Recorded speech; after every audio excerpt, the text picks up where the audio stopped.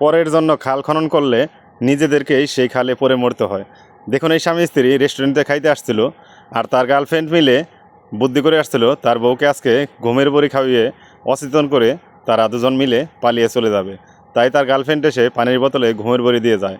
আর এই বিষয়টা একটা মেয়ে খেয়াল করতেছিল। সে টেবিলের কাছে সে একটা জিনিস ফেলে দিয়ে সে তার বোতলটাকে চেঞ্জ করে দেয়।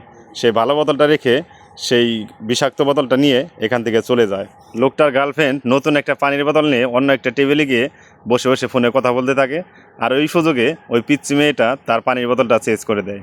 ভালো বোতলটা নিয়ে যে খারাপ বোতলটা রেখে দিয়ে সে এখান থেকে চলে যায়। ওই লোকটা তার বউকে ওই টেবিলে রেখে দৌড়ে সে গার্লফ্রেন্ডের টেবিলে চলে আসে। সে গার্লফ্রেন্ডের সাথে রাগারাগি করতে থাকে, তুমি কি মেশালা, আমার বউ তো এখনও অজ্ঞান হয়নি, এখনও অচেতন হয়নি, তুমি কি মিশাইছো না মিশাওনি। তখন সে সামনে পানির বোতল থেকে সেই পানি খেতে থাকে এবং বলতে থাকে, এই পানি কি নতুন পানি? বলল, হ্যাঁ নতুন পানি, খাও, আমিও খাবো। যখনই তারা পানি খায় তাদের গলায় ব্যথা শুরু হয়ে যায় এবং অজ্ঞান হয়ে পড়ে যায়।